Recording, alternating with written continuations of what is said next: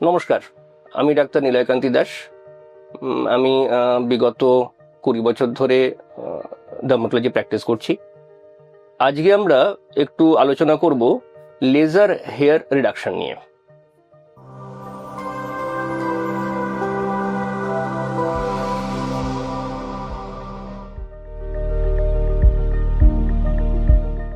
আজকে আমরা একটু আলোচনা করব লেজার হেয়ার রিডাকশন নিয়ে।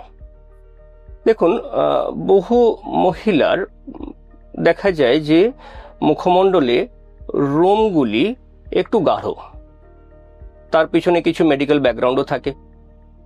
এবার ধরুন সেই মেডিকেল ব্যাকগ্রাউন্ড মানে পিসিওএস বা আরও কিছু হরমোনাল অ্যাবনর্মালিটি, সেইগুলো হয়তো ঠিক করা গেল, কিন্তু যে রোমগুলো বা ধরুন চুল গুলো মুখে গ্রো করে গিয়েছে সেগুলোকে কিন্তু রিভার্ট করা যায় না।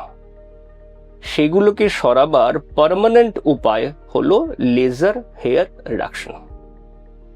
লেজার হেয়ার রিডাকশন, লেজার হলো এক ধরনের আলো যেটা ওই চুলগুলির যে গোড়ায় মেলানিন বলে একটি পদার্থ থাকে সেগুলোকে ধ্বংস করে দেয়।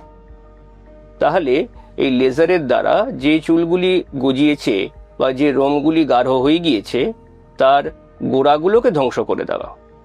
যেহেতু গোড়াগুলোকে ধ্বংস করে দেওয়া হচ্ছে, তাহলে সেখান থেকে আর গজাবার কোনো চান্স থাকে না। হ্যাঁ, যদি তার যে আন্ডারলাইং হরমোনাল প্রবলেম সেটা পারসিস্ট করে, তাহলে সে পাশ দিয়ে আবার গজাবে। তাই জন্যে লেজার হেয়ার রিডাকশনের সময় আমরা সবসময় বলি যে হরমোনাল ইস্যুটাকে আগে সারিয়ে নিন, তারপরে আপনি মুখমণ্ডলের যে অবাঞ্ছিত রোম বা চুল যেগুলো হইয়াছে বা হয়েছে সেগুলোকে সরিয়ে নেবেন। লেজার হেয়ার রিডাকশন একদম পেইনলেস, একদম কোনো ব্যথা হয় না। মোটামুটি ধরে রাখুন 6 থেকে 10টা সেশন মতন তো লাগেই। ডায়োড লেজার এখন সব থেকে বেশি প্রতিষ্ঠিত, যেটা দিয়ে লেজার হেয়ার রিডাকশন করা হচ্ছে। এছাড়াও আরো অনেক লেজার প্ল্যাটফর্ম আছে যেটা দিয়ে করা যায়। তবে হ্যাঁ, একটা জিনিস মনে রাখতে হবে, যে রোমগুলো বা যে চুলগুলো রং হারিয়েছে মানে যেগুলো পেকে গিয়েছে সেগুলো কিন্তু লেজার হেয়ার রিডাকশনে সরানো যায় না।